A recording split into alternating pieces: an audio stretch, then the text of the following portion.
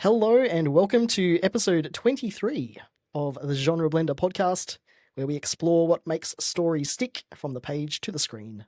My name is Ryan, I'm Kris. and today we have a extra special guest joining us. Oh, how fancy. How fancy. You brought out the Joining red us for carpet. today's... Yeah, pretty much. The third time. You're only our third guest as well. But my good friend and friend of the show, Michael Goncalves. Welcome to the podcast, Michael. Hello, thank you for having me. Thank you for joining. We have brought you on today, first and foremost, to have a big old nerd chat because, I mean, why not? That's what we do. But secondly, basically as a bit of an expert voice on the discussion around today's topic, which is the slow death of physical media. Yep. Bit of an important, I guess, and timely topic, and there is a reason we're talking about this now, and we'll come back to that in a little bit. But I think it's relevant to all of us in various ways, and I'd love to get into that in many different aspects of that. But first, would you like to introduce yourself and let everyone know, I guess, what you get up to online, what you're passionate about? Yeah, love to. As you say, my name's Michael. I am pretty big into movies, as you can see behind me, beautifully framed around my face. Perfect.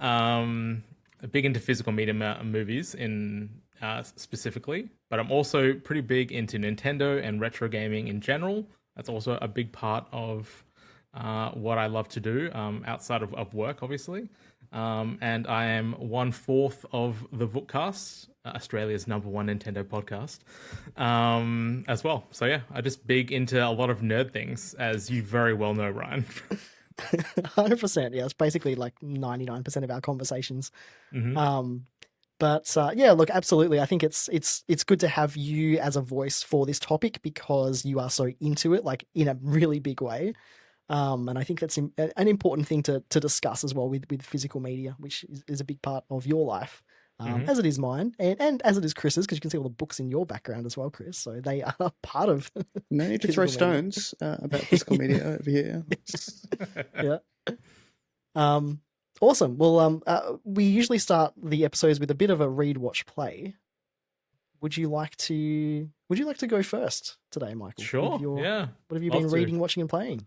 Yeah. So reading's pretty easy. I've been getting stuck into Red Rising, which is probably on a lot of people's read lists, I would say. Oh wait, maybe not. Kris is not a fan, but not a fan. I'm glad that you're if you're a fan. Love that for you. I mean, I'm just starting into it. I'm maybe like I don't know, a third to a half through, depending on. I loved the first third of the first book. Okay. Well, that's probably where I'm at. So maybe I've got some downhill progress to go. Lots of people love it. So right. I'm enjoying the part that I've read so far. I'll say that. Playing not so much. I've had a very busy work fortnight to a month, so I've not been dabbling in games. But what I have been playing is Mario Kart World. Obviously, Switch 2 just came out recently, so it's been big on everyone's minds. And the most recent movie I've watched, and this is probably going to date this podcast very exactly, but is K-pop Demon Hunters from Netflix, which sounds so lame. No, I can't wait to watch it. It's incredible. I saw the trailer for it many moons ago, and I was like, yeah, this looks pretty cool. I'll definitely watch it. I'm a big fan of Sony animation studios. And then all the reviews started dropping as it released. And it was wildly positive. I think it's currently sitting on 97% on Rotten Tomatoes or something close to that. Which is insane. And I was like, yeah. And I was like, okay, that's really good. And then I put it on to watch. And within the first, I think it's 5 minutes or so, they get straight into a song. And it is a goddamn banger off the bat. And I was like, I am in. I'm locked in. And the entire 1 hour and 36-minute runtime, I was there. It was amazing. It's a very good movie. I think I'm going to be watching that one on the plane to Adelaide when we go in a couple of weeks. Nice. That's on the download list. Don't do a disservice for on a plane. That's honestly where I watch most of my movies. So. This is true. As long as you're not watching it on the plane screen and you have an iPad or something. I have my phone, my iPhone. Okay. Well, this is going downhill very fast. Okay, Red Rising, no. Kris watching movies on phone, also no. That's what the internet Oh, was. It's It's wow. called conflict. friendship. This has turned out to be. Starting off 100%. very well. Amazing. But yeah, no, absolute banger film. I was very surprised by how good it is. And I think Sony Animation Studios has been just doing some great stuff lately. Obviously with the Spider-Verse films and with Mitchell vs. the Machines a little while back as well was also amazing. So yeah. I've Can't yet wait to more. watch the Spider-Verse films. I Oh, know you've told me so many they're times so to watch good. them. They're on my list. I just haven't got Yeah, around. 100%. I I remember this one. at the beginning of the year there was an announcement saying this is like in January, February, like, oh, the third Spider-Verse film is now starting production. And I'm like, excuse me? What do you mean starting production? The third film was meant to come out a year after the second film. And now it's been delayed so hard. It's not coming out to 2027 now. Like, I think it's going to be like 5 years after the second film. I don't know what wow. happened. It's been in some type of development hell. So, As has everything these days, right? I think that's just the way things go. They just take so long to make for some Yeah. reason. Yeah. anyway, that's me. Cool. Nice. Some good ones in there. How about you, Kris? I've done very little watching and playing because I'm working on getting my next round of edits done for my book so I can go over to the copy editor. Yeah. And that is taking up most of my life outside of work and commuting to work. But I did finish The Wager by David Grant, which is a nonfiction about the ship that was changed from it was a cargo ship turned warship around the 18th century. So quite interesting what happened to the people on the ship. Like, it's the inspiration for Melville, so Moby Dick. There are they sailed through the same cape as this particular ship, and also one of the castaways was the inspiration for the movie Castaway, which is quite interesting. So I had a good time with that one. I don't pick up a lot of nonfiction, but I will say David Grant writes nonfiction like fiction. Yeah. So it was an experience. So I quite enjoyed it, and I finally finished this series. I saw this on It Blue has Sky. taken so long, but absolute banger of a final book. It was incredible. And now I've drunk the molasses Kool-Aid. I'm in Reddit deep dives. I'm in Wikipedia deep dives. I'm like, when I've got to get to that Ian C. Esselmont series. But yeah, that's basically it. That's all I've been doing. That's a chunky book, though. So, I mean, look, for someone who I don't read many long books, as you know. So that, to me, that's just that'd probably take me a year. I can feel it taking over my personality. I'm like, oh, I'm one of them now. So Nice. I'm in with Very the cool. Malazan crew. Yeah. How many of those are there? So there's 10 in the main series. So there's 1 million words across 10 books. Wow. I think the smallest book is 800 pages. This one was 1200. So, and they're chunky. And then there's expanded universe as well. Yeah. Wow. I'm I don't probably think not I've going to ever get to read. those. I don't think I've ever read 10 of anything. Oh, I've same. read a lot of big fantasy novels and sci-fis, but never something that has, or at least not that I've read 10 of it. You know what I mean? They might have a lot of expanded stuff, but I've never got so deep into it that I've gone. You're down fully 10. committed to the 10. Yeah, I've got to get back into Wheel of Time, and that's 14. So yeah, that's crazy. Yeah. The closest I'll get is The Expanse when there's 9 of those. So that's And I'm close to not finished. 10. close to 10. I'm not finished yet. I Cool. think Well the done. Magician's Apprentice stuff is the closest I got with 9. That 9 set trilogy. The 3 trilogies that make up It's 9. a trilogy You of didn't go trilogies. down the Dragon Ball Chronicle route that's got 4 in it? No, I didn't. I never went down it. And I enjoyed the shit out of those books so much. And I just never continued expanding on it. Yeah. I'm like that. It's just, I love it. Why don't you read it? Don't know. Yeah. No reason. There's so many other things to read and watch and play. Yeah. It's just so That's- much. That's life these days.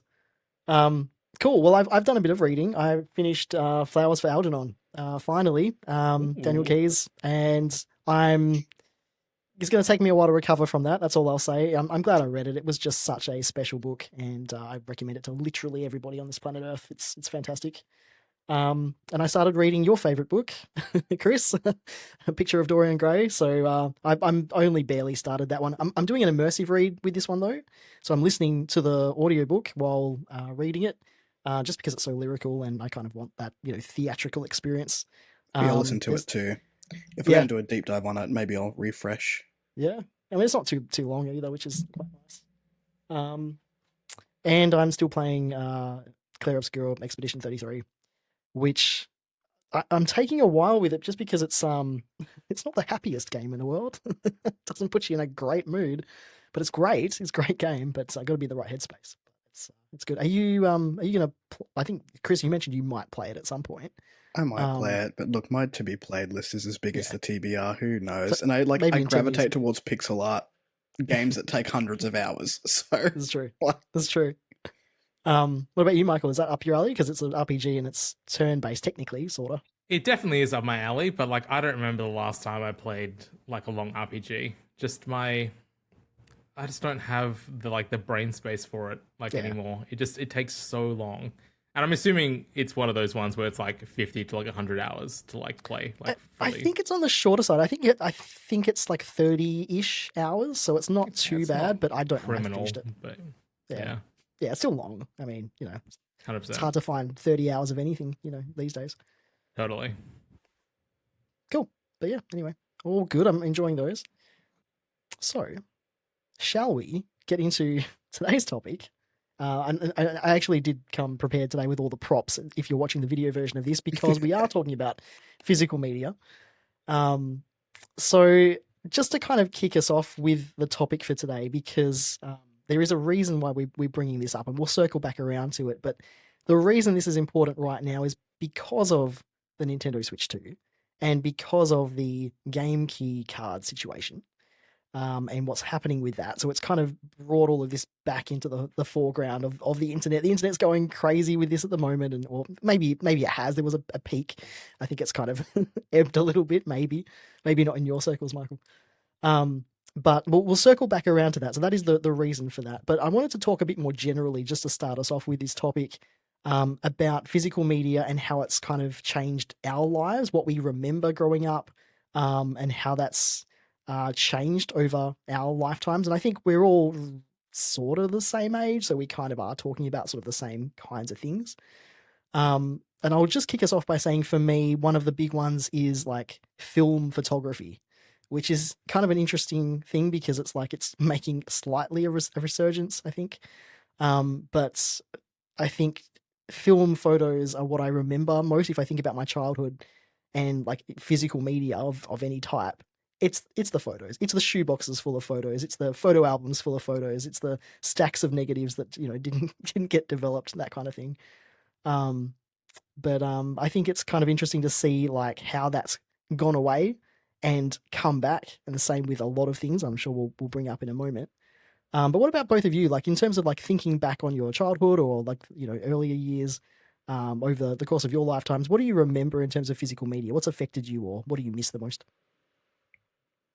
I think for myself, the earliest stuff was definitely like audio cassettes and VHS tapes.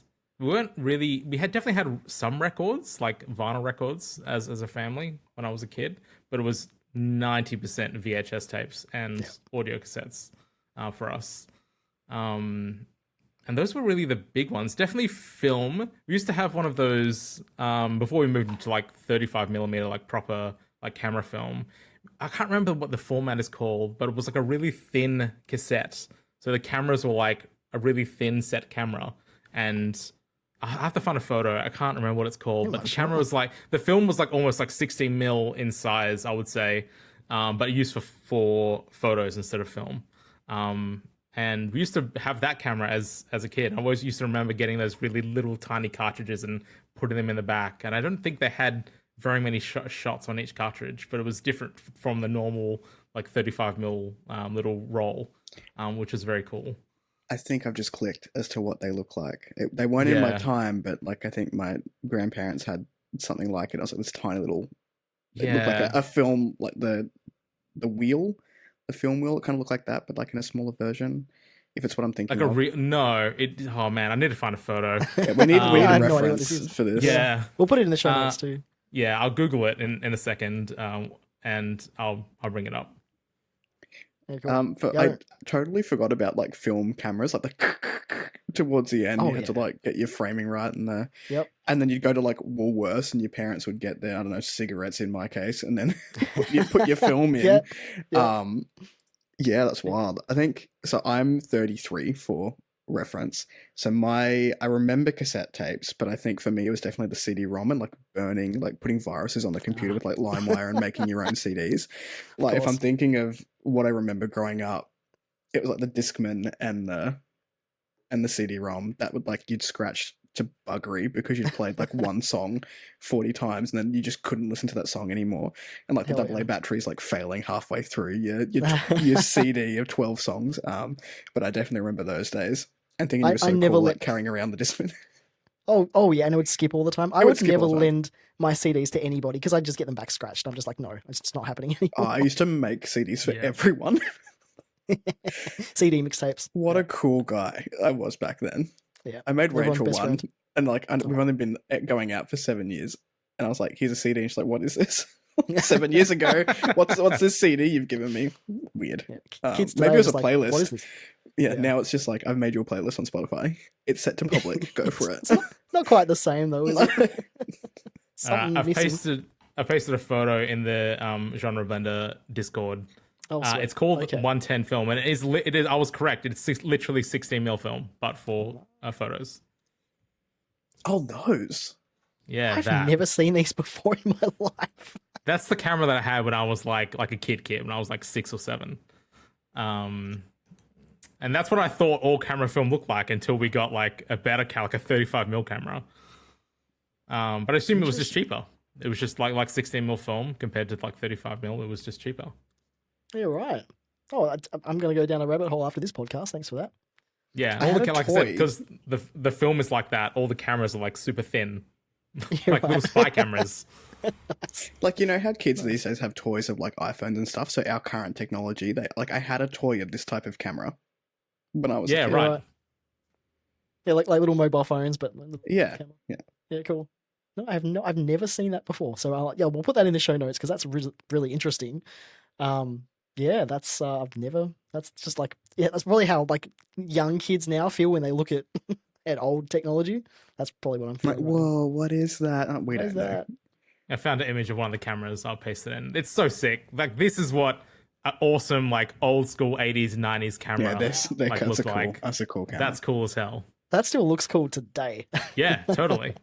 And it's super And compact. Like you can see yeah. it extends out to turn it on. So you pull it out from the side and it makes it longer. That's how you turn the camera on. Wow. And the I feel flash like is like an attachment. Like you attach Yeah. it to the side. And it like sticks out there.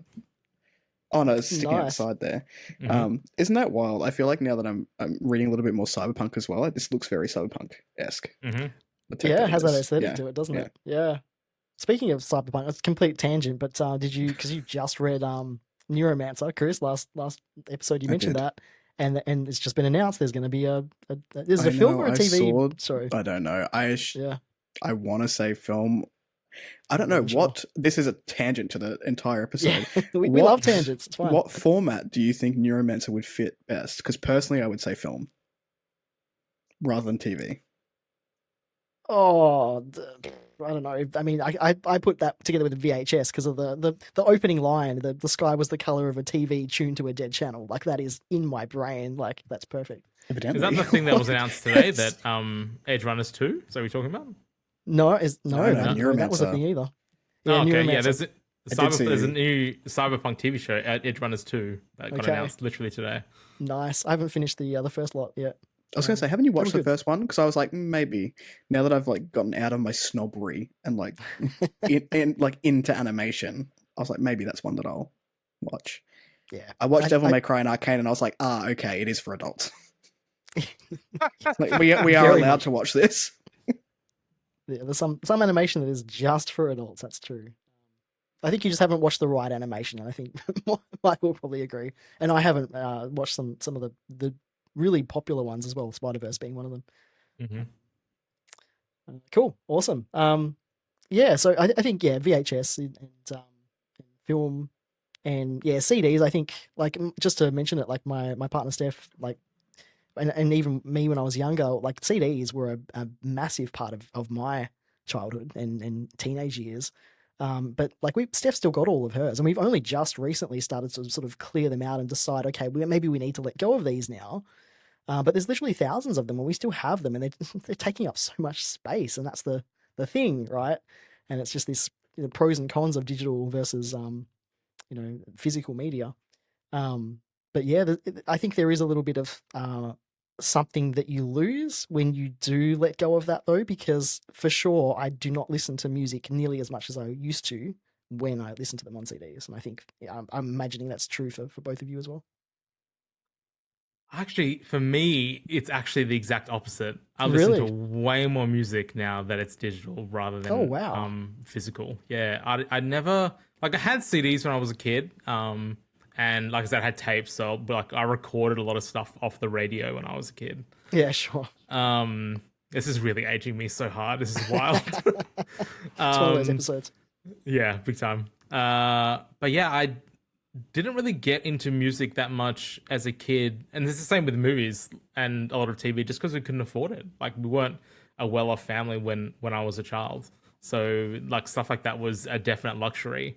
Yeah. So when the iPod came around, and iPod was obviously like super expensive, but raising the old Jolly Roger, it made music so much more accessible to me with an iPod, like extremely extreme. So like the vast majority of my music listening has been in digital only format. Yeah, interesting. Because I guess like for me, I would always like buy the CD and then rip the CD, put it on the computer, and listen Yeah. to it that way. Yeah, I definitely remember Um, doing that. yeah, And then you would like pick your favorite songs from it and like yeah. me, and then make my own CD of like the songs from different Sure, cities put that your I own liked. playlist together. Yeah. Yeah, yeah, 100%. I think for me though, like I don't. I think the intentionality behind it, because I'll listen to music, but Mm. it's just in the background. I'm not listening to it really. Whereas I do remember buying a CD, listening to that CD over and over and over, and really getting to know it. And I don't know. I feel like that's like lost a little bit of something there. But that could just be a Yeah. me thing. I don't know. I think it's that like I never got into listening to an album, right? Because like so much of my music listening was like one-off tracks that I'd picked up from here and there. And so when people say, "Oh, I used to listen to an album," like I have no relation to that because I've maybe done that a handful of times in my entire life for bands that I like really really enjoy. And that's basically it. But the majority of my music listening is like, oh, I enjoy that song, add it to my favorites list or whatever it is, and just never really listen to an entire album.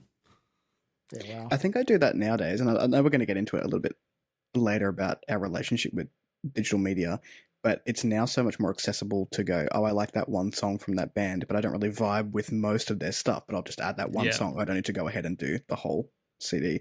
I just had a flashback of like when I was younger, because our family also wasn't super well off, and I used to get hand-me-downs from like my grandparents and stuff, and ripping the CDs to the computer. But I just like had this wild flashback vision of me trying to run an Ethernet cable from my parents into my room on this old laptop, which at that point was like 5 years old. My grandpa had given it to me. I was in high school. I wasn't using it for anything but trying to watch Charm DVDs over and over again in it, and like it just fighting for its life. And I was like, the good old days. Maybe that's why I'm so comforted by the sound of this fan that no one else can hear in this laptop, which is also struggling. Hilarious. Yeah, the old days of running the Ethernet cable across half the house. Yeah, People trip don't on miss it. that. It's like no, WHS in the home. No idea. Nah. So we've talked a little bit about like our like memories of physical media. So what does that look like now then? And we've touched on it, but like I guess just to kick us off, like do you still like what physical media do you still purchase? And I say that looking at the giant Yeah. collection Sorry. behind you, Michael. The answer might be obvious. Yeah, we're talking to you. By the way, yeah. If you're listening to this episode, it might be worth your while to watch a little bit at least of the video version just to see what we're referring But to. there is a wall of Blu-ray DVDs. Sorry, Blu-rays, not Blu-ray DVDs. I've already gotten that wrong once. Blu-rays behind Yeah. Michael. It's an entire room's worth. Entire wall of it, yeah. And I've seen it in Amazing. person. It is very impressive. So let's go through like what do you still purchase, and do you purchase it for what reason? Like, is it for collection? Is it for watching, experiencing that media? What does that look like for each of you? So I think for games, the vast majority of my physical media is probably retro stuff, to be honest. Barring the Switch One stuff, which is probably partly what kicked off this conversation and my switch from Switch One, Switch Two, and what's going on there, which I'm certain will come up later. But the vast majority will be retro, but it's not a huge amount. I have a ton of the core GameCube stuff that I want, Nintendo GameCube. That's my big passion of mine. I have a ton of like Wii stuff, some old Game Boy and NES and SNES stuff around the place. But the vast majority of my physical media is movies and always has been. Like I said, growing up, I didn't really have a ton of money. And so when I started to earn my own money, I was always passionate about film. And so I spent my money on either going to the cinema and watching films or buying at that stage. It was DVDs. DVDs had just really crept into not like the super new territory, but like it started becoming like semi-affordable for like people. And that really kicked it off. So that probably started in early 2000, I would say. So it's probably been 25 years of collecting physical media. And a vast majority of that early collection is probably gone, either like replaced by Blu-ray or 4K, depending on what it is. But yeah, the main reason for me has always been, well, on the early days, it was like that's really the only way you could get films. You couldn't really digitally get them, at least in Australia. But as time went on, it was about quality for me. I've always been a little bit of a quality snob when it comes to like how I consume media. And to this day, with 4K Blu-rays, it's still the best way to experience films. Like streaming just doesn't, it's obviously close. Like I'm not that much of a snob that I won't watch like a streaming film or something like that. But there is a solid quality jump in video and definitely with audio. Like audio doesn't even come close. Yeah, that's the big reasons for me. Yeah, makes sense. A question before you move on from that. So you mentioned you've replaced a lot of the. So did you go through and just basically like as Blu-rays came out, you would just like replace each DVD that you had? Is that how you did it? Yeah, there's a ton of movies, and this is part of like the collecting mentality. And I don't just collect movies for the sake of collecting. Like I own the movies that I want to own and that I enjoy. Every once in a while, I do like a blind buy where I'll be like, oh, that was really interesting, and then I'll dip into it and purchase it. But the vast majority aren't like that. But yeah, there's been movies that I've probably over time. Actually, I was talking about this with one of my friends at work the other day. It would be Silence of the Lambs that I've purchased 5 separate times. I watched it for someone who like in my top 10 series of all time, like book series, and I've never Chris, watched the movies. You just keep digging deeper, mate. What if I do watch quite movies? literally my favorite film, like full stop. Like, it's one of my favorite books. Like it's, so the film is top incredible. 10 series of all time. You've both got to like exchange notes later. Yeah. You can only be friends with me if you go and watch Silence of the Lambs. 100%. Do you find it more difficult to find Blu-rays nowadays? Yeah.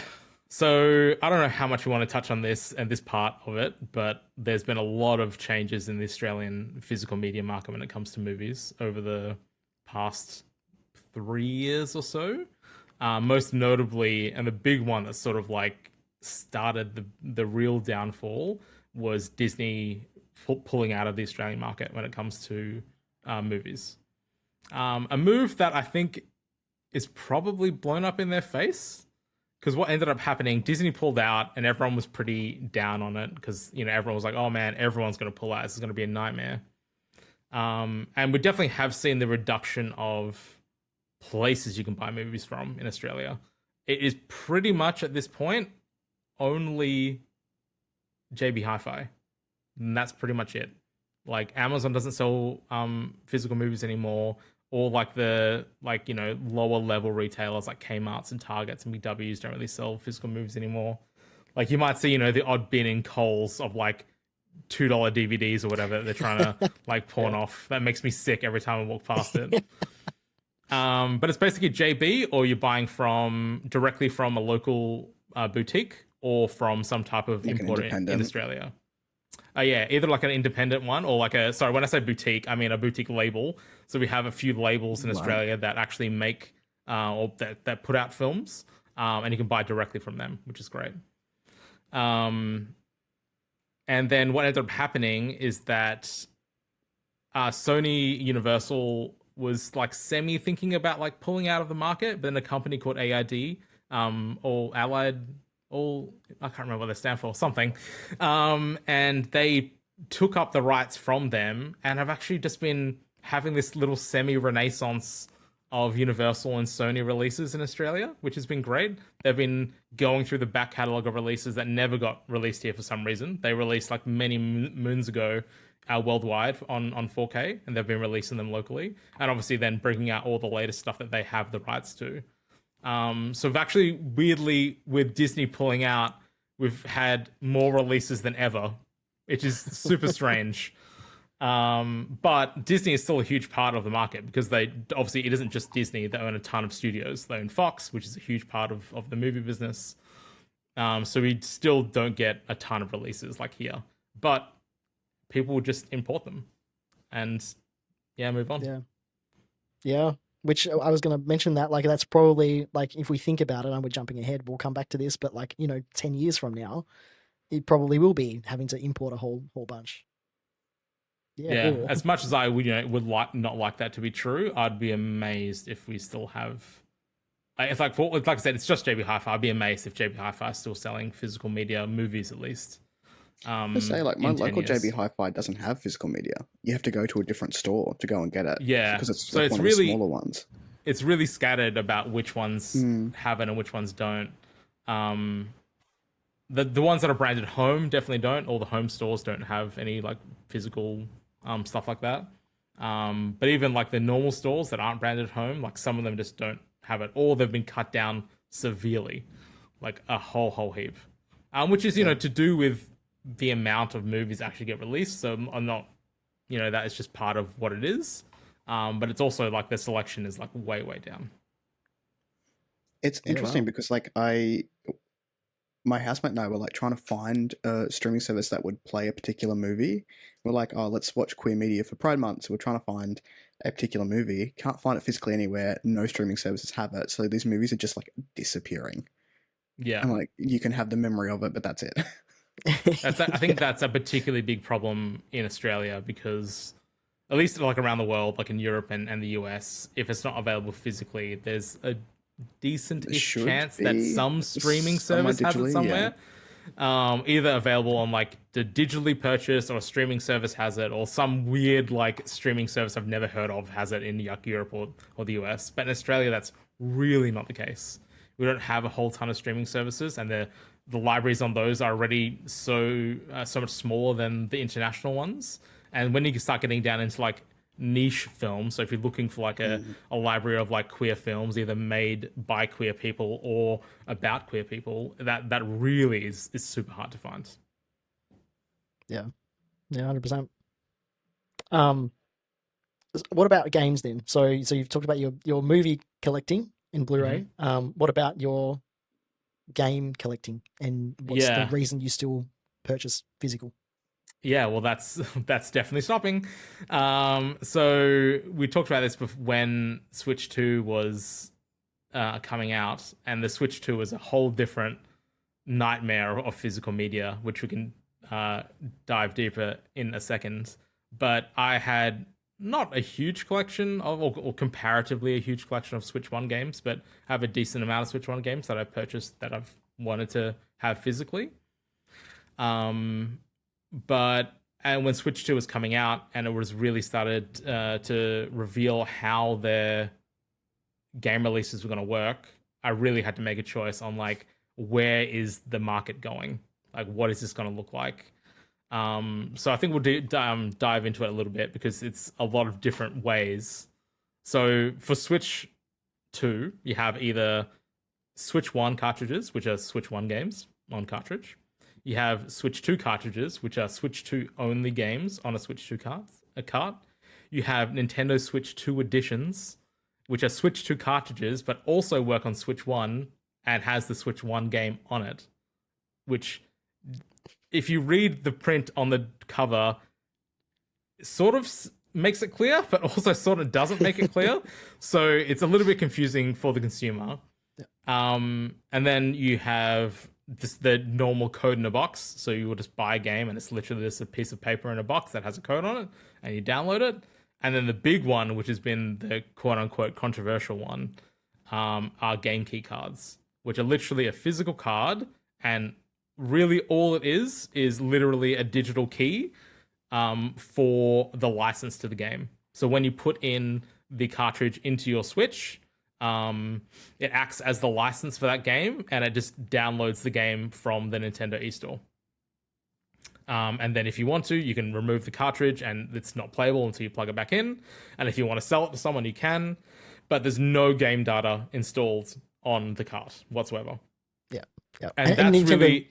Nintendo were really like talking about like the ability to resell. Like that was really the reason why that was such a, something that they were pushing. Yeah. For sure. And I think if you're looking at it from if you have to choose between a game key card and a digital code, 100%, there's a ton of people that would prefer a game key card over a code, because it does allow you to resell that if you wish. But from a physical collector's point of view, like part of the reason to have a physical card for Switch 2 or Switch 1 games is that you don't need to download it from the eStore. You can just plug it into your console. You don't need to have an internet connection, and the game will just work. And that's it, right? And especially from a game preservation point of view, it means that those games are available in the future on a physical format when or if the store ever gets removed and the downloads aren't available anymore. Yeah. And so what we've seen, and this is what really clinched my decision to unfortunately stop buying physical Switch 2 games and realistically physical Switch 1 games, was that it looks like the vast majority of releases for Nintendo Switch 2 are gonna, if they have a physical release, are going to be game key cards, just because they're cheaper to make. And publishers are going to be like, well, I don't want to spend X amount of dollars on having a physical card, but I can spend the dollar or whatever it is, 50 cents probably for like a game key card, and put it out that way. Which is happening, right? We're seeing this already, and and everyone's just like, "Yep, told you so," because we the writing was on the wall. I think when Nintendo announced it, but like this is something that you and I, Michael, have been discussing a lot, in the background since the Switch, or before the Switch 2 even came out. What we're going to do about it, because like you, I have until this point been a physical game collector, and still am for the majority of games. So PS5 I do purchase in physical games still, and Switch 1 games I will still, and have been actually lately buying a whole bunch of Switch 1 games to sort of complete my collection in the way that before we start to move on to Switch 2 completely. But for Switch 2, like you, I'm probably going to be purchasing in digital, because I think that's kind of where it's heading. And it's been such a I don't even know if I'd call it like a frustration. It's been kind of sad. It's kind of been there's something happening that we can't change or control, and it's like it's that feeling of like we can't own our games the same way we've always been able to. And I think especially because it's Nintendo, where I think a lot of people associate Nintendo with like older games and having the game with you on the cartridge. I think if it was any other company, whatever, but I think because it's Nintendo, everyone's feeling it a little bit more. Yeah, like I think part of the reason for me going physical still with Switch 1 was because of Nintendo's spotty, the way they've always done their online, right? Nobody really, at least I didn't, and I would say the vast majority of people probably thought the same way with Switch 1. Nobody really trusted Nintendo to have a good online service for Nintendo Switch, and there wasn't any guarantee that stuff would continue or your library would be available on the next console and all that type of stuff. Thankfully, that's proven not to be true. Nintendo, I think, has done a reasonably good job with their online, especially now on Switch 2. The eShop actually runs at a playable frame rate, which is a weird thing to say about a store. But if you've ever used the eShop on Switch, you'll understand what I'm talking about. It's awful. 100%. And it looks like it's going to be good. Like, for example, like the digital downloads for Wii are still available. If you hook a Wii up to the internet, you can still download your games that you have purchased. So Nintendo's doing a good job there as far as we can see and tell. So what I've been doing lately is games that I have physically for Switch One. I have been selling where I can, and then repurchasing them digitally Oh, on the Switch Two market at a discounted rate, like whenever they're on sale, basically. So I don't want to have to spend a bajillion dollars like repurchasing stuff, but I'll balance it out with selling physical and then getting stuff on sale digitally when I can. yeah. And I feel like Wow. this Okay. is this is a bit of a weird one because like I'm also a big PC gamer and have been for a long time. Like I grew up playing PC games. And the switch to digital for PC happened in the mid 2000s. Like Yeah. that was Steam. Steam came out and it was like that was it, right? Like you could buy physical box games, but like that basically became they became codes in a box. Like literally, Yeah. they just had a Steam key inside of a box. Like you got CDs or DVDs or whatever, and they had like an installer, so you didn't have to re-download the entire thing. But your license for that game was just tied to Steam, and that transition, like I said, happened so long ago that it isn't even a second thought No. now. If I'm going to purchase a No. game on PC, you're purchasing it digitally. You can't Yeah. even buy physical PC games anymore. Yeah. Yeah. I still have all my the old boxed games. I've still got my entire collection. I just never got rid of Yeah. them. Don't know why I'm hanging on to them. To be honest, they serve no purpose. Um, but Chris, does this affect you at all in terms of like, have you ever purchased physical games on Switch or anything else? Yeah, I think so. Like, I mean, I feel like I transitioned to digital pretty quickly in terms of gaming. Um, and it's interesting because when I was younger, I'm sort of ending high school, 2008, and going to uni, I would buy DVDs a lot. Like, I'd go into Sanity, I'd go into JB Hi-Fi, and I would prefer to own the physical copies. And then when my old relationship ended, I ended up giving her all of those shows because she was a binge watcher, and I was like, I watch a season in 3 years. Like, I'm not a binge watcher. I'm a watch Yeah. one episode, forget it exists, watch another episode in like 3 weeks time. So I was like, you're going to get more use out of this than I will. So I like gave her all of those DVDs. Not looked back since in terms of Yeah. like physical media that way. But I mean, I remember buying. Like, I've been an Xbox kid like my whole life over Sony. Sorry, Sony fans. Michael's at another strike. No, Nintendo's I'm at the top tier for me, so I feel like I have that one going Yeah, for me. Nintendo's definitely the top for me, but Okay, I'm reasonably platform agnostic. I Yeah, I have was a gonna say that. PC, Yeah. Xbox, PlayStation, Yeah. and a okay, Switch, so like I'll very play good. whatever. And like I bought a whole bunch of Switch One games, but I don't like I wouldn't call myself a gamer in that I don't sit and play 100-hour games unless it is pixel art. So I gravitate towards indie titles. I gravitate towards stuff that's in early access. So my switch to digital media was like I prefer games on Steam because I get them in early access. I get to be part of those communities, talk to people on Discord. Here's the bugs that I found.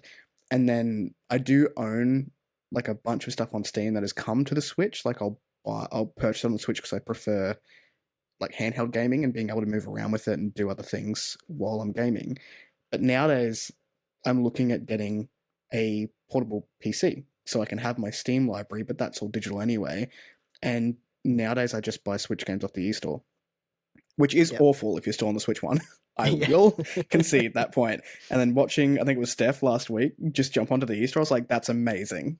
In Switch 2. Or was it you? Yeah. I was like, Yeah. oh, Yeah. I just have to put my, like, it takes 3 years to get into this Yeah. fucking eStore. Literally 3 years.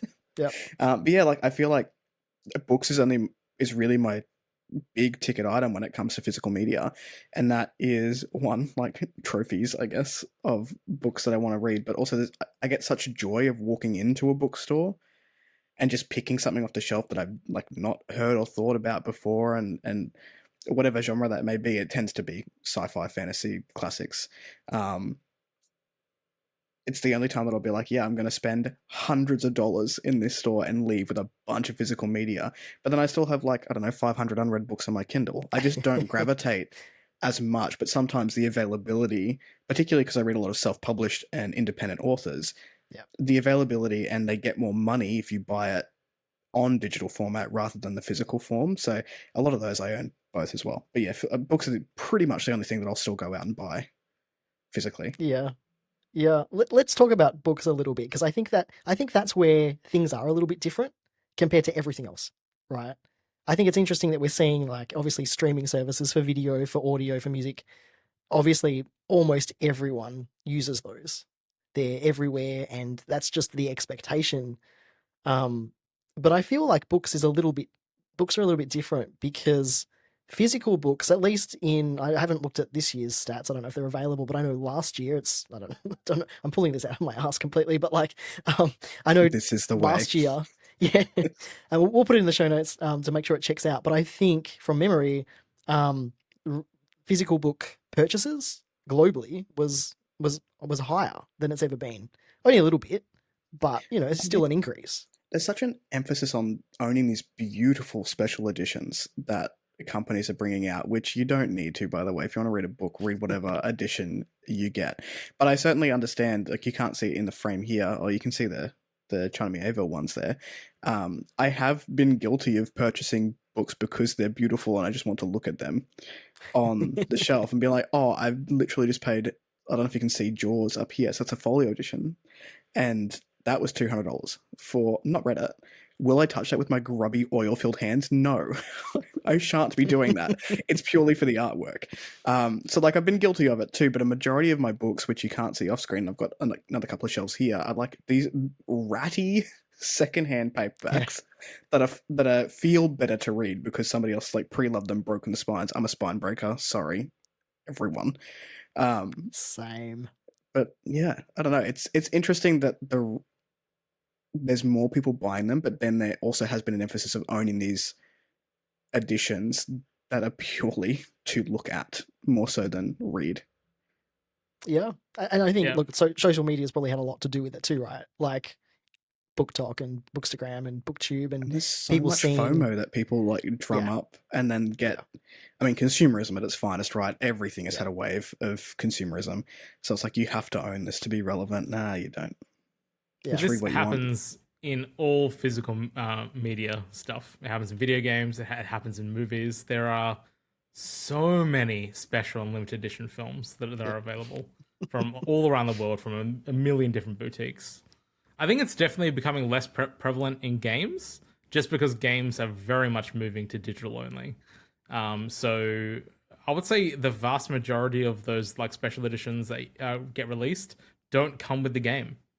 They're just a special edition. Like you're just meant to either buy the game separately, like physically, or you buy the game digitally, whatever it is, right? And it's just you're buying the special edition like faff that comes with it. Yeah, I still can't wrap my head around. Like every time I see one of those, I'm just like, oh, really? It's super weird. They're popular now. Yeah. Nothing annoys me more than like buying a case with a game card in it.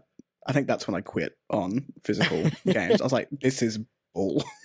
Yeah. So I'm interested to see if this is happening in the book space. I'm going to assume no, but what's happening a lot in the physical movie space is that what we're seeing is that at least the initial run of a film, sometimes for quite a while, is actually locked into this big special edition. They can only purchase it in that way, and that's it.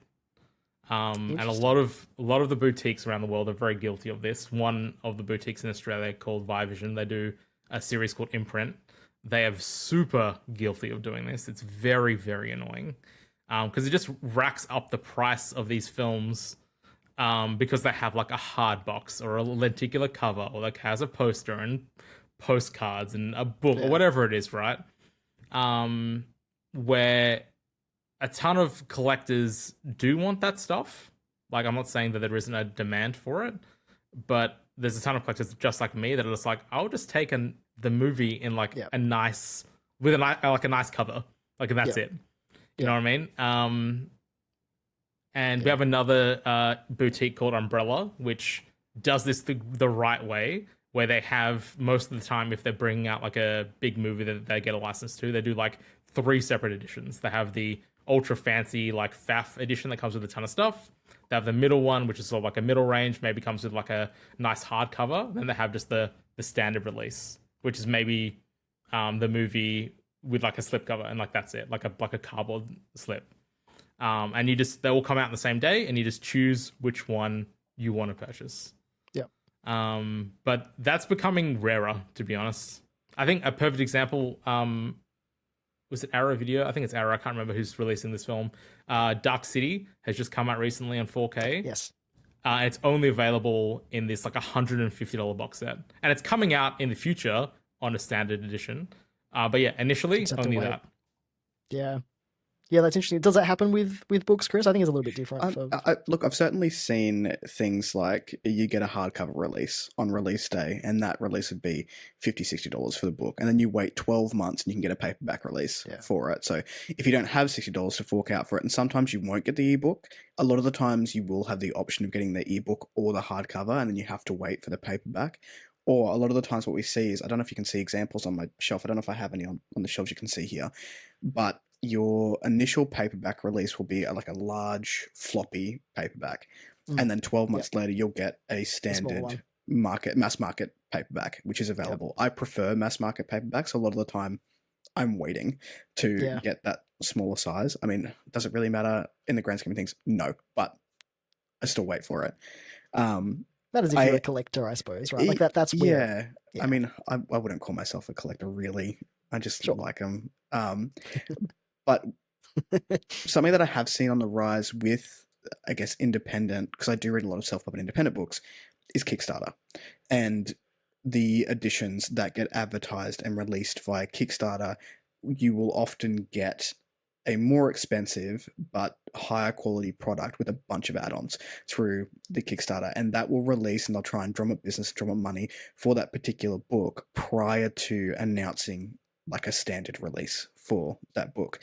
So for example, I just backed one called Dance With Me by an Australian author, and like it's beautiful. The edition is beautiful, but it's a novella and it cost me, I think, close to $80 coming out because of the artwork that's been done in it, the slipcases and XYZ that has been included in that. I don't know that the novelization of this particular story has been announced yet for a standard release, and sometimes they wait to see how much they can get there. So there's a rise in that regard, but not quite the same. Yeah, interesting. It's much the same as what you mentioned, Michael, with the different versions of a special edition or like a standard edition. For a lot of the RPGs that I purchase, that often they're not available in Australia too, by the way. So a lot of the time they're imports directly from the publisher or from other overseas stores. And they'll do something similar. So Atlas is one of those game companies that does this, and when they'll have the different versions of it, and you can pick and choose. But I think the reason I've stopped buying a lot of them, because I used to be like a big special edition game collector. I have quite a few. Same. And I just haven't purchased them for a long time. One, because of the price, the cost. It's just it's way too much that I'm willing to spend. It's gone up, and the quality of the stuff you get with it generally isn't very good these days. But also because like when you're purchasing these special editions, a lot of the time you don't always know what the game is going to be like as well. So like, you're forking out, $200+ often, sometimes a lot more for these special editions where you're not guaranteed the game's going to be great anyway. And a lot of the time, we've had that disappointment, in many, many occasions, especially with something like a game, because you're going to spend a lot of hours with it. It's not a movie length experience. It's quite considerable in terms of time. And then the quality of the stuff you get with it anyway isn't that great. So I've kind of stopped doing that for a lot of the games that I purchase. But it is interesting. Like I think a lot of it is kind of speaking to how much. Well, firstly, people are buying these less, I think, just in general, and how much money it costs to make them. So I think we're just seeing the market just not want to purchase them anymore. So these publishers often are just struggling to kind of like, what do we do to try to entice people to buy them? And kind of an interesting time for special editions of anything. So I guess let's switch a little bit to I guess how we feel about the decline of physical media, and then is the rise in digital media. Is it going to be something that will satisfy us going forward? Is it the same thing? Like, are we kind of losing out by seeing all of this decline in physical media? And what does that mean for the future going forward? And let's talk. I think we've kind of settled on this format of like games, movies, and books. I think it's working quite well. Yeah. So let's talk about that. So what does that look like in terms of like in movies then? What does your future look like in terms of your collecting, Michael? Yeah, it's so interesting when it comes to the way the mind compartmentalizes how you want to look at this stuff. Like for me, like I said, PC gaming, I've been digital forever. Like that's not even a second thought. Music, Yeah, digital forever at this point. Like I haven't had a physical music release for ages.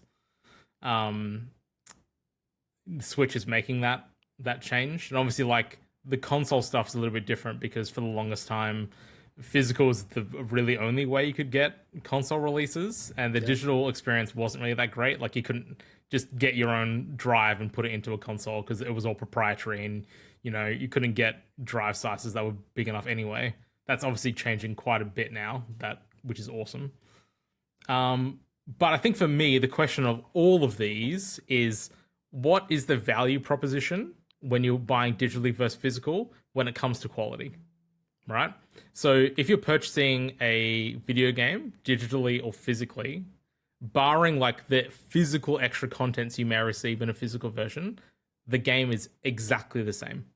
yeah, You're not experiencing any difference. As a matter of fact, these days, buying digitally may actually be advantageous because of the performance of local media.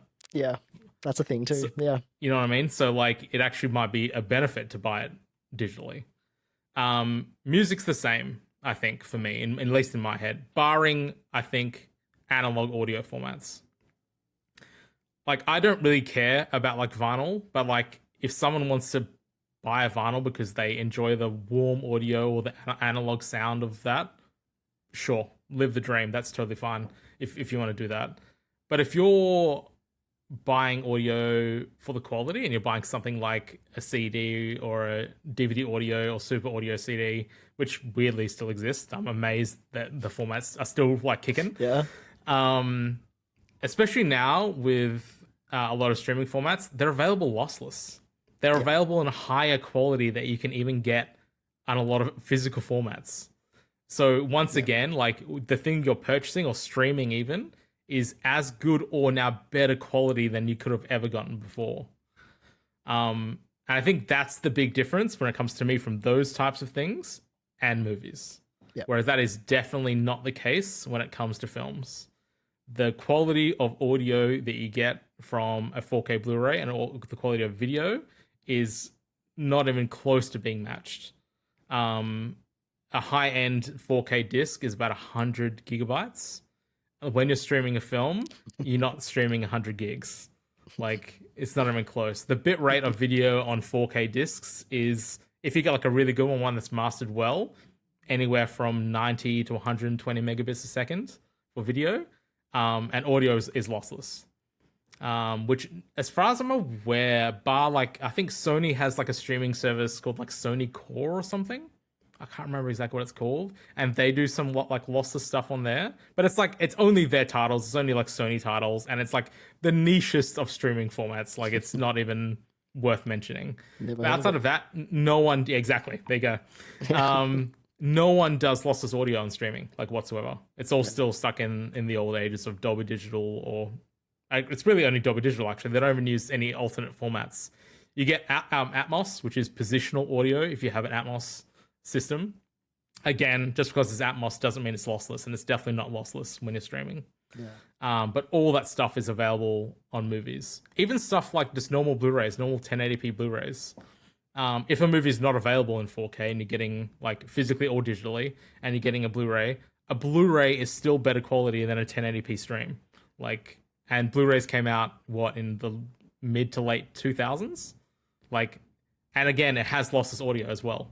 For some reason, streaming video or streaming TV or movies hasn't really caught up to the physical media side of things, like at all. yeah, yeah, for sure. And I guess, look, hypothetically, if let's say that giant Blu-ray collection behind you, let's say you were able to have the same quality in digital format. Let's say not streaming. Let's say you had to purchase it digitally, Mm-hmm. right? And so that was the direct comparison to it. then also you've got to deal with the storage situation, right? There's other things that Yeah. come up because of that, right? So I feel like it's certainly a little bit different with video just because of how much space that needs. Games, definitely are up there. Music, whatever. But video is just like it's at that quality. There is no other real way to do it. And yeah, you're right. Streaming does not even come close. And we're just talking about the literal film at this point, and we're not even touched on. And I'm not a huge special features person, so this doesn't really impact me a whole heap. But special features, basically every film behind me, not every single one. There's definitely some films that have none, have some set of special features, whether it's a making of, audio commentary, or some variety. And don't get me wrong, that is definitely becoming a niche thing, right? But it's there. That just stuff just for the most part doesn't exist on digital films. There are a few that do definitely have that if you purchase off iTunes or whatever. They have like a special features part, but that is not normal at all. Where if you're buying like a boutique film from like one of the boutique labels like Kino or Arrow or Criterion or whatever it is, like that is part of their draw. They have a large selection of special features that come along with these films. Yeah.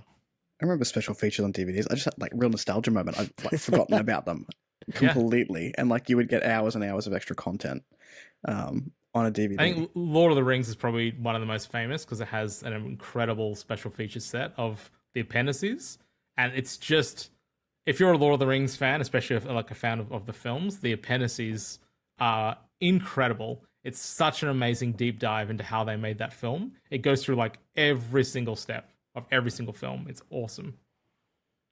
Yeah, interesting. And you just reminded me of something else that's important to mention, I think, when it comes to physical media and more like the preservation side of things, which is you just said Lord of the Rings, so in my brain I was like, oh, Star Wars, does that have special features? Oh, but what about the whole the change that they made to the end of the films?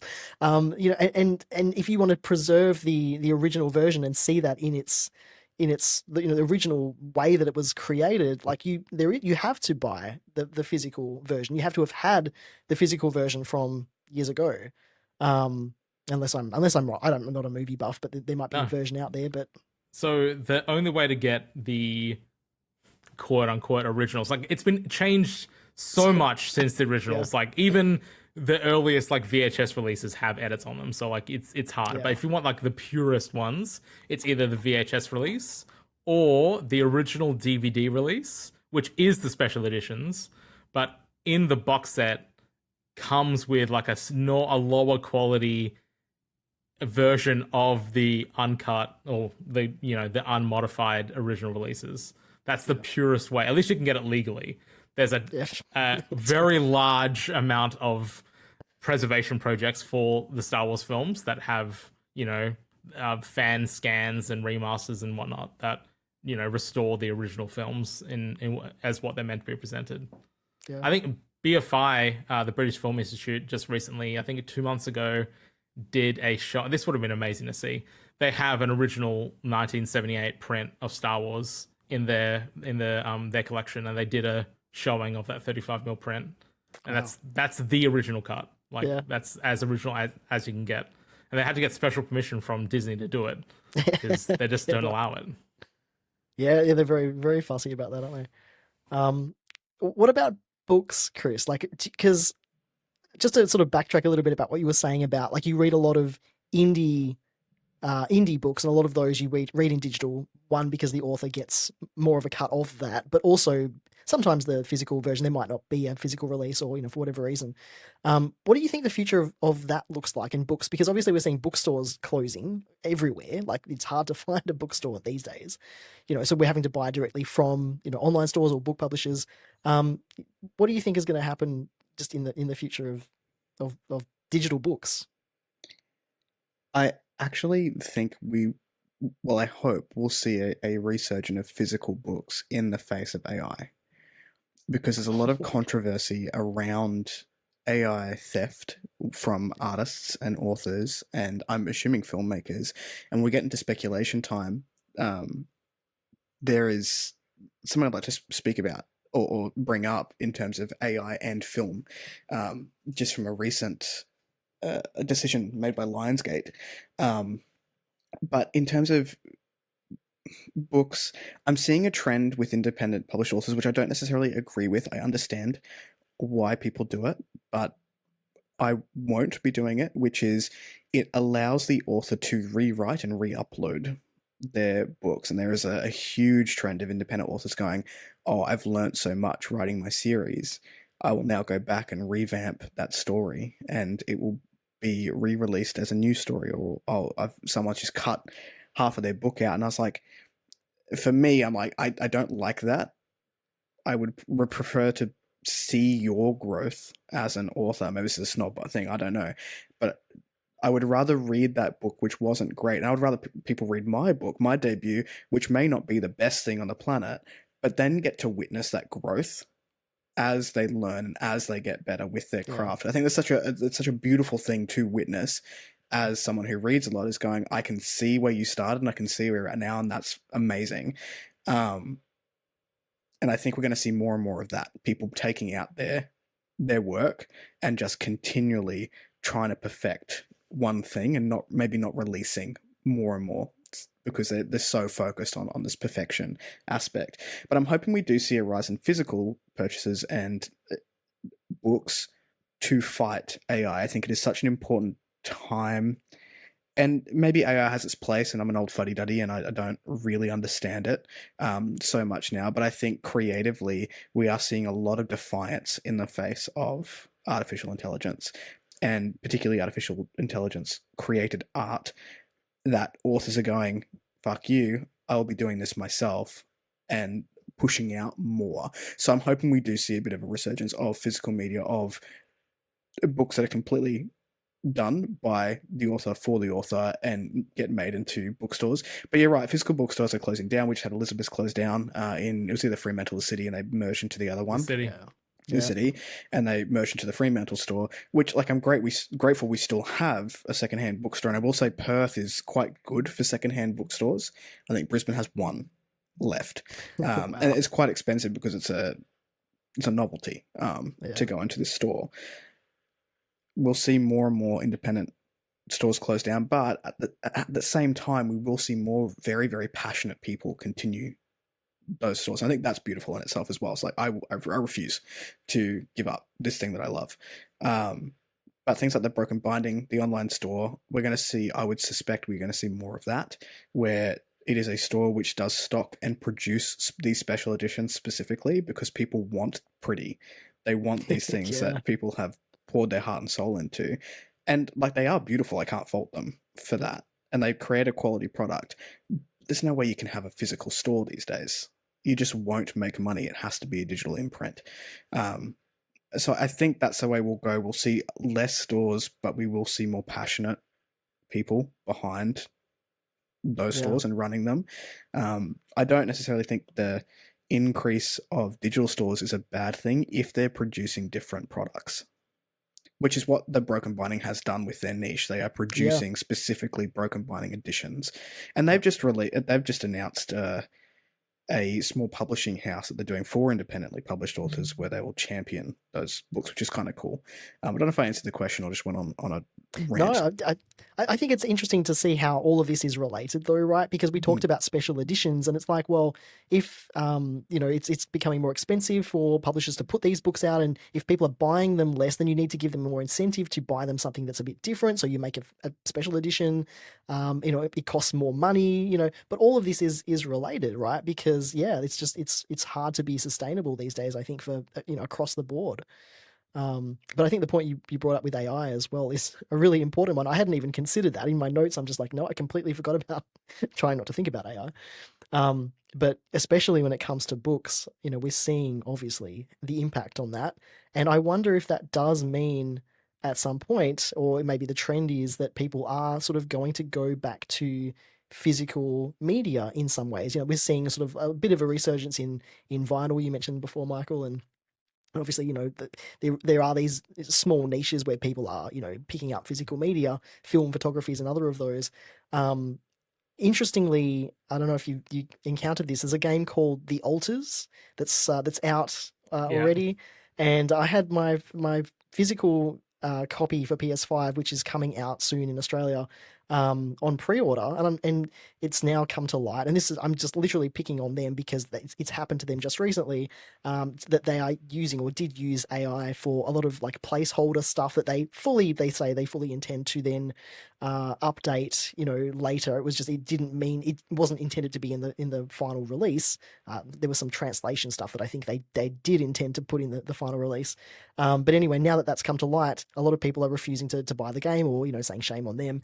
And I'm just like, well, yeah, I guess if I'd have bought a physical, if I'd have bought a digital copy, yeah, I guess I would be stuck with that and whatever. But hey, no, I chose to buy the physical copy. I'm waiting for it. Maybe do I cancel my pre-order now? What do I do there? So it's kind of interesting to see that like physical media in that sense kind of does have more power behind. Like there is more of a choice that you make when you are placing importance on the physical object as well as just the thing that's contained within it. And I wonder if that will change the way people buy media.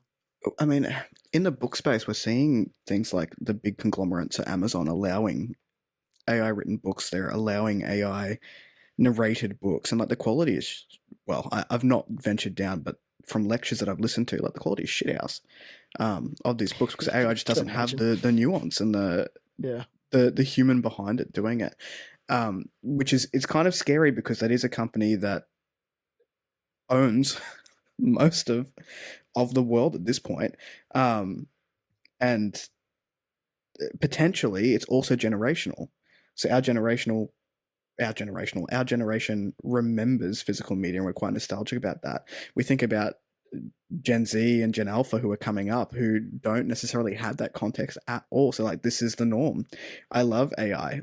I love only being able to consume my media via streaming services. They don't know any different. So that is the norm for them. So these conversations in 20 years time, I don't know what's going to happen for the next generation. And like, I feel, sorry, you go. No, you go. Oh, I saw the funniest thing the other day when it came to AI audiobooks. Obviously, like romance books having quite the resurgence over the past few years. And someone was mentioning that AI audiobooks, that AI doesn't know what sex sounds like. So like when they talk about like narrating like sexual scenes, they don't know what it sounds, and on purpose, because they don't allow any of that explicit content to get into AI. Yep. So I think that's just hilarious to me. That's great. I love how AI shoots itself in the foot as well. Like that's amazing. There's so many funny stories. Like right now, I feel like we can laugh at it because there are some stupid, ridiculous things that are happening with AI. It's funny. I think like it's a worry because in the future it won't be as as funny. It'll be more prevalent. But yeah, I guess now is the time to have a bit of a joke about it while we can. I don't know why we're focusing on so much on AI when my robo vacuum still can't figure out what is a cliff and what is like just a slight raise in the floor. Like, yep, amazing. They're the on the dumbest subject of we're talking about special releases before when it comes to books, and especially when it comes to like indie publishing. I find it so intriguing because that doesn't really happen in the movie space. Like indie films get released on film in film festivals and then sort of don't exist for the most part, right? They don't really get physical media releases. Unless you're they don't really get streaming them, releases. right? Unless you're really unless you're locked in, or if it's like a big like release, right, that becomes popular. Like all these boutique studios that I'm talking about, so like Umbrella and Viavision locally, you have Arrow, you have Criterion, you have Kino, you have Vinegar Syndrome. All those people, like sometimes they release like an indie movie release, but what they're actually doing is releasing studio films that the studios don't give a shit about anymore, or aren't bothered with restoring themselves. So they're the people putting in like the hard work, going through, getting the original like 35mm negatives or whatever it's printed on, and actually restoring the film and releasing them. So a lot of the times these boutique studios are releasing physical films that there is literally no other way of getting them. They're either not available on streaming like at all, or if they are available on streaming, they haven't been remastered from like whatever old master they're using from like 20 years ago. So I find it really intriguing, like when it comes to like these differences between all the different types of physical media and like what people are doing. Like for games, that's not really a concern because it's either the game works on the original console or system, or there's a way to emulate it, or it runs on the current system that you're in, right? For books, either the physical book hopefully still exists, or hopefully a ebook exists for books, which again is a bit shaky because this is probably a metric shit ton of books that have never been released on ebook, or you have these amazing groups that are putting out these independent releases of books. Yeah. Yeah, you got like websites like what's it, standard ebooks or something like that. You know, there's so many of them that are doing it, which is great, which is really great to see. I just wanted to bring up one more point about like the pros and cons with digital and physical, because I think like obviously as lovers of physical media, like we all are seeing a lot of downsides in what the future might hold. But I think it's also important to realize there's plus sides to it as well. And obviously one big one for me personally is the accessibility of like using a lot of the digital formats. Like I read a lot more in ebook, like I just do since getting an ebook reader and having used one for like since the original Kindle came out, really, which is a long time now. I do read more, you know, and I read more often. It's easy to pick up, and I've got it with me, and it's obviously you can fit a bunch of books on the thing and take it with you. So obviously for people who travel and things like that, it's super useful for that. But I think even for games, like yeah, I'm a bit bummed out that you know, that I'm probably going to go digital completely for the Switch 2 generation, and that's kind of sad because as a physical collector, that's, you know, up until this is the point now of which my collecting has to change. But I'm also kind of excited for the fact that I don't have to, it sounds super lazy of me, but switch the cartridge every time I want to play a different game. After having gotten a Steam Deck and having experienced that for the first time, really, because I'm not really a PC gamer at all. And you know, getting games from Steam and just picking up a game and going straight into it and playing it.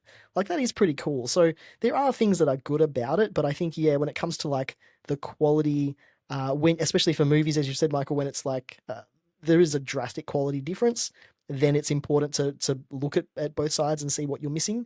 But for things like books and stuff like that, there is obviously the accessibility, the ability to just pick it up and go and read it read a book in different kinds of situations. It's so much easier just to lie down and read an ebook than it is to have like a physical hardcover that's just gonna like fall on your head when you read. I think on the quality note, I think like it's so weird because like I'm not disillusioned by the fact that I'm in the niche when it comes to that. The vast majority of people think streaming 4K or whatever it is, or even if they are streaming 4K, people aren't even streaming 4K. Yeah. Streaming whatever they're in is more than acceptable to them. Mm-hmm. I have very close friends that obviously know that I do this, and they watch movies at my house, and they're like, I can't tell the difference. Yeah. And I'm like, oh, you die a little bit inside. Please don't do this to me. Don't make me bring out like multiple different formats and show you exactly what the difference is over all the formats. Yeah. But on the subject of accessibility, I think even more importantly is actually availability. Yeah. Because I think there's a ton of things that just aren't available physically. Yep. Like period. In the film space, that is very prevalent. There's movies that have never been released physically, like on any format, like when it comes to VHS or DVD or whatever it is, right? And it's just available digitally. That's the only, if you wanted to watch them, that's the only way you can watch them. And that's definitely the case for music. You just can't really buy physical music for the most part anymore. Like you can, like in some spaces, and stuff does get released, but it's not really a big thing. Yeah. Did you hear about? Sorry to interject, but did you hear about the? I'm going by purely what Steph has told me because I'm not in this space at all. I think it was Lord has released a transparent CD. Clear CD. I love this. Yeah, this is the greatest thing. It's caused such a controversy. Which doesn't play on every single CD player. So like that's an interesting. You know, if you were just taking that as a specific one to point at, because like you're releasing a physical version of your album that is interesting, different, bit limited in, well, not really, but it's a different approach. It's kind of novel, but at the same time is slightly broken if you're looking at it as a physical copy. I think the super interesting part about the Lord release is that it depends on how well your CD player is made and how close to spec it is. That Sure. seems to be the big problem, right? Yeah. Because it works on CD players from like the 80s. Like Right. it's not like it's a, it's just it's made weirdly. No, it's made correctly. It just happens to be, I think, a lot of new CD players aren't made very well because why would they be? I think another perfect example is like tape deck. If you buy anything with a tape deck now, for the past like 10, 15 years, there is one factory in China that makes this. It is the exact same tape deck on every single product. There's nothing different about it. And it's garbage. It's absolutely awful. So I think it's hilarious that it's just a total dice roll on like the quality of player you have. Yeah. Yeah. Interesting. Anything else you want to Yeah, add? look, in the book space, cost is definitely in the independent book space, not so much traditionally published, but it is much cheaper to buy ebooks. And like I said, the author gets more proceeds because there is less need to create a physical product and go to Ingram Spark and like earn 30 cents per book. You purchase, say that book physically is $50 because it's the only way an author's going to make $2 to $3 off that sale. You buy a $7 ebook, the author's getting the same amount of money for that particular product. So I think there are benefits in that way for the author as well as the consumer. I probably read 80% of my reads digitally as well. I read my phone. I also think accessibility to things like apps for independently published authors, and I know I'm going on about them, but that is majority of where my reads come from. Absolutely. So there's a platform called Campfire, and Campfire is designed for authors to create their worlds, fantasy authors specifically, to world build, to map build, to do character sheets. Like, it offers such a big service.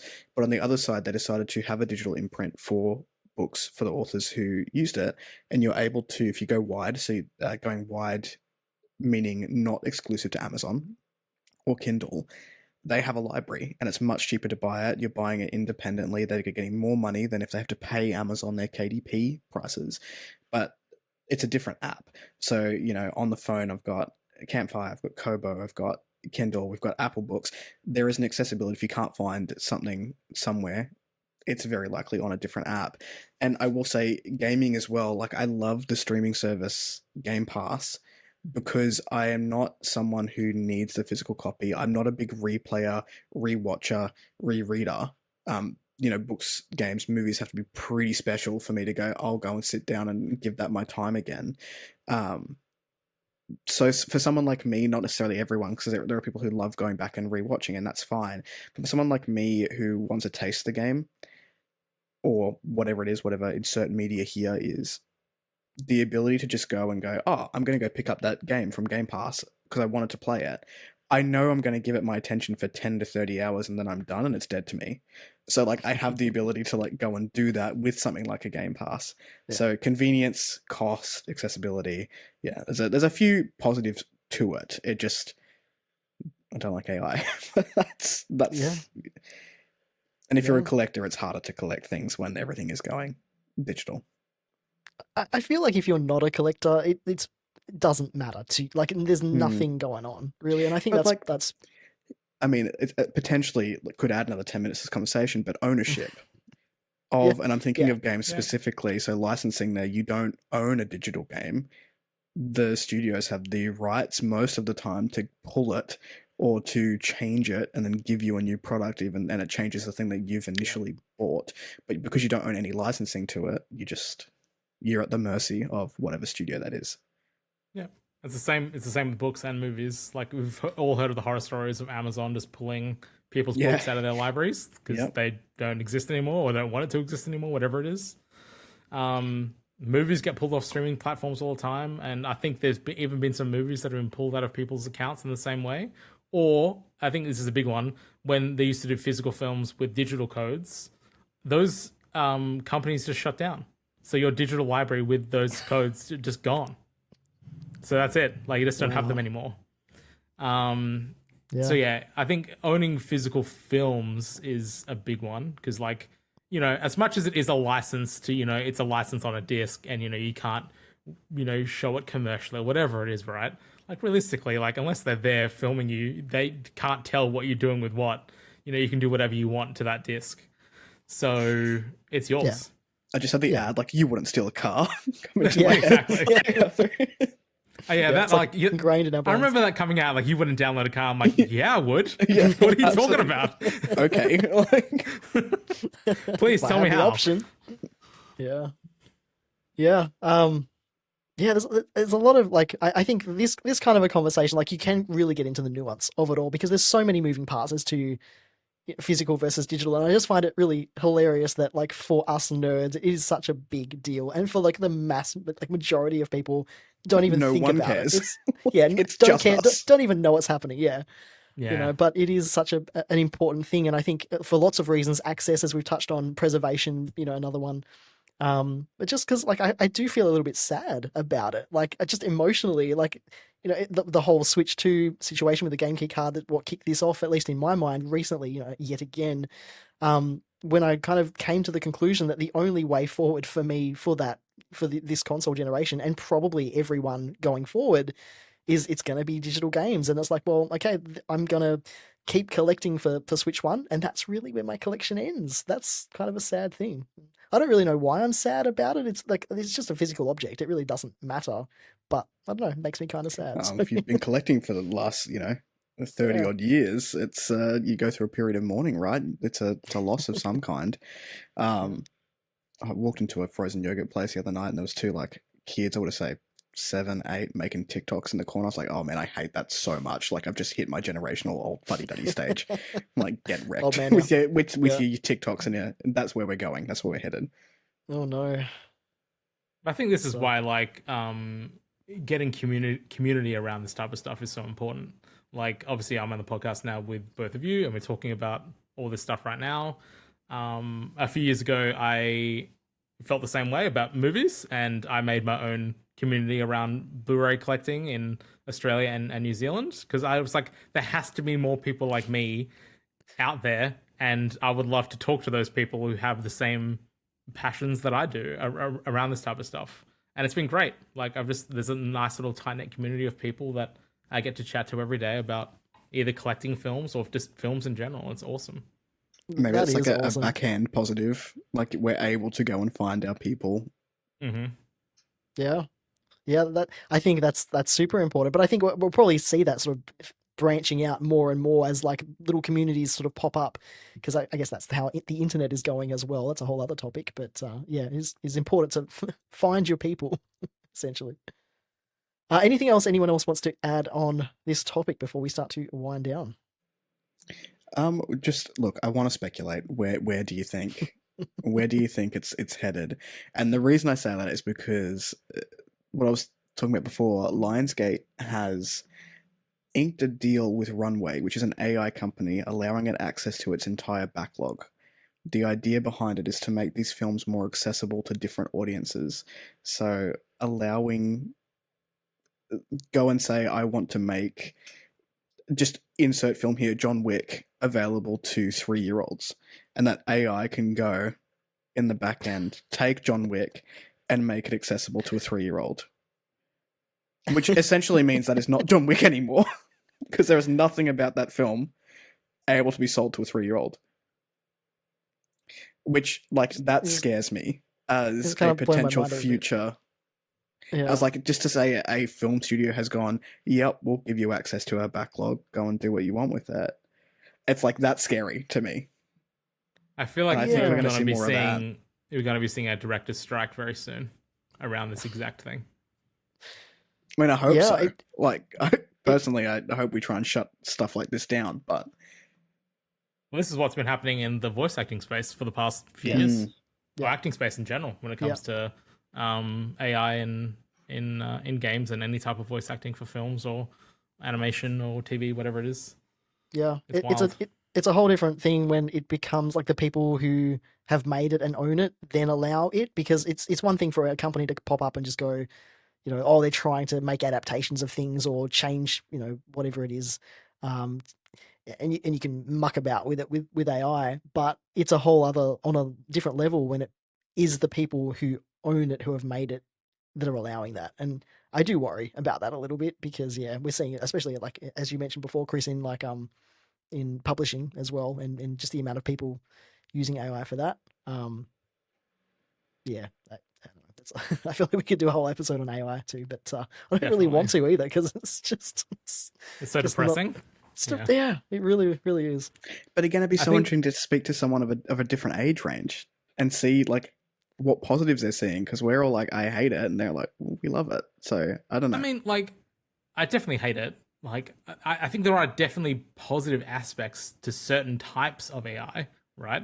Sure. But that is a very like I very much narrow appreciate the field. AI in there, but that's about it. 100%. Yeah, wash my clothes. I want my washing machine to have a personality, and I want to talk to you about when my washing is done. I mean, I just like that it. I just like that it's like, I will create a cycle that cleans your clothes effectively for the amount of clothes that are in here. Yeah. I think you figure out all the maths. Yeah, exactly. Yeah, exactly. I think AI becomes important, I think, when it comes to stuff like helping to solve like some type of like a problem that's already solvable, like a maths problem or something like that. You know what I mean? Something that just takes people a long amount of time, and AI can just do it really fast. Sure. That's where I think AI becomes helpful. I think AI detection when it comes to medical stuff is very interesting. I think that, again, only works with a human oversight. Like, that isn't something that just, is just carte blanche, just get the AI to make a diagnosis. Yeah. But it's already seemingly becoming very effective at picking up stuff that doctors can't see and then getting the doctor to confirm that. Like, that's, I think, really awesome. Yeah. But this, this generative AI, like, bullshit that we're seeing, no thank you. Yeah, 100%. When it comes to like science and those kinds of spaces where it's literally just like the more resources you can throw at a problem to find out an answer, absolutely. But in the creative spaces, so like books, games, TV shows, movies, what place does it have? Yeah, it's just it does worry me. It is concerning, but and I think if you want to use it for creativity for your own personal use, like you want it to like check grammar in a letter you're writing or whatever it is, right? Like, sure, whatever, that's totally fine. I think it becomes really problematic when you're either doing something commercially or you're doing something, you're putting some type of your own personal art out into the world. I think that becomes really deceptive, and I just don't like that. Yeah, agreed. When it comes to like where we think digital media is headed, or just physical media, I guess, in general, I think, like I said, in the PC games world, like that ship has sailed. Like, that's done. I think that's very much where console gaming is going. Like, it's on the precipice of moving over. Music is already there again. Like, we're way past that. Vinyl's this weird exception where it literally died and came back. That is it's back from unheard the dead. of. It's super weird. And movies is definitely heading that way as well. And it's just a matter of time until it just completely takes over. I think the interesting thing about movies is that we've gotten to this vinyl boutique stage while film is still available. So I think what might happen is that we won't see the absolute death of physical movies. It'll just all move to probably like small boutique labels that are doing releases. But on all the big studios will probably just license out their stuff. I mean, I thought we would see the decline of cinema when all these streaming services came out. They're still banging around. They're $1,000 per ticket, but they're still around. I think it's one of those things where, like, again, this is a value proposition, right? Like, cinemas still offer something that you can't get at home for the vast majority of people, right? Yeah. And I love that. Like, I obviously have a big collection, but I still love going to the cinema. I think the problem that cinemas are having is that now people that go to cinemas are treating cinemas like home. And that's killing cinemas. Because you go to watch a movie and there's tons of people talking around you, like fucking around and just like ruining a cinema experience. Yeah. And then people are like, why would I want to watch it at the cinema when I'm just not going to be able to enjoy myself because it's going to be some dumb like 12-year-old, making a TikTok in the second to front row or whatever it is, right? Does that happen? Because I've not been to a cinema for I don't know how long, a long time. So is this actually? There's definitely times I've been to cinema and there's been just like dumb crap going on, like 100%, and no one does anything about it. The last movie I went and saw was like Dune 2, and everyone just shut up and watched it. Yeah, I think there's stuff like that, right? Where Yeah. like the market of people that are watching Dune 2 are very much not like that. Not Or the 12-year-olds on cinema, TikTok. yeah, not 12-year-olds on TikTok. Or the cinema is so full, you can't really do that, right? Like it just doesn't happen. But there's definitely times where like the majority of the time I watch a movie is during the day on my day off. Like I rarely go in the evening for the most part. And that seems to draw either people like myself, someone who wants to watch a film and that this is the time they have to do it, or kids that are wagging off school. Like it's those are the only two people There that is watch no in movies during between. the day. Or you go on age pension day, and it's all the pensioners Correct. down the front. Yeah. And so it's a bit of a weird one. But I think what cinemas need to do is continue to offer that thing that you can't get at home. Yeah. Yeah, I think that's At a really a price good point. that is reasonable. Yes. Because it's getting wild. Yeah. It's legit ridiculous. And yeah, don't even get me started on like cinema food options and how expensive those are. Hey, Crazy. it's still top tier Yeah. food group, cinema popcorn. There is nothing that comes close to it. In my opinion. In my very biased opinion. That's fair. It's been a long time for me, so I cannot comment. Cool. Anything else? Anything I think we've hit on a lot of points. I'm trying We to think what to say. roundabout did our notes. We Yeah. we got there. We hit them We got throughout. there. Yeah, we're just not in order. We talked which is around. fine. Yeah, not in order. That's We just fine. talked What it around is. it. Yeah. Yeah, Always 100%. happens. I think like I could literally talk about this for another like 16 hours. I Like know. there is always things to talk about when it comes to the way media is right now in the world in general, whatever type of media that is. I just hope that at least in Australia, like it continues to live like a little bit longer. I feel Yeah. like we are very much teetering on the edge when it comes to films. Yeah. We'll go down before anywhere else, really. Oh, unless you know it's a smaller country where that's probably like already happened. But That's a good point though, because like same with games, right? Like I said, I get a lot of I guess RPGs that aren't available in Australia. There were a couple that until recently just they're suddenly no longer available here, and it's just I feel like we are seeing it happen earlier over here, whereas in America I'm sure it's a very different kind of situation because just the number of people they have more available. But yeah, I think being in Australia, I think we are seeing that earlier than maybe a lot of other places. yeah, Cool. All right. Well, thank you for joining us, Michael. I think this has it's been been my pleasure. Been fun. really good chat. Yeah. As always, we'll put all the links to the stuff we talked about, like that weird, funky camera you you mentioned at the beginning. I'm still looking at Man, it. I over forgot here that on we the even screen. talked about that. That's Yeah. been so long. So we'll put all of that in the show notes, of course. And one quick thing to mention: we have a new website, so genreblender.net. We'll be posting articles and things there. We'll properly talk about it sometime next episode, but just to mention it because we'll be posting articles there. You can check those out, and there's a few more on the horizon there. But yeah, you can find us at so we're on YouTube. You're in your podcast player of choice. All of our socials are on there as well. You can find the links to all of that. Kris is over at A Fictional Escapist everywhere, including YouTube and Instagram. I've made a little bit of a return to social media, kind of, sort of. I'm mostly on Blue Sky, but I'm not sure. I'm not sure what I feel about about social media still. It's a bit of a crapshoot, I think. Michael, where can everyone find you online? Oh man, so many different places. You can find me on Blue Sky as well. I'm the sub element on Blue Sky. You can find me in the Vooks Discord or on the Vookcast at anywhere you get podcasts. Also check out Vooks.net, just a cheeky little side plug if you want to, Australian Nintendo gaming news. And if you are into physical movie media and want to join my my Blu-ray club, you're more than welcome to. It's just a Discord with around 110 people. But you can just go to anzblu-rayclub.com. There's a cheeky link in there. And you're more than welcome to join. Nice. Thank you. Awesome. Big thank you to everyone who tuned in to today's episode. Appreciate anyone sharing, liking, subscribing. All of that obviously helps us out a ton and puts this in front of more people. To all the world Cool. helpers out there, we wish you safe travels, and we'll catch you in the next episode, where I think we're doing the mid-year freakout tag just like slightly late.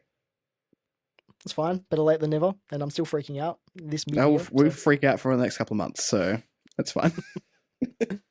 nice. Thanks, everyone. Take care. See you next time. Ciao. Bye.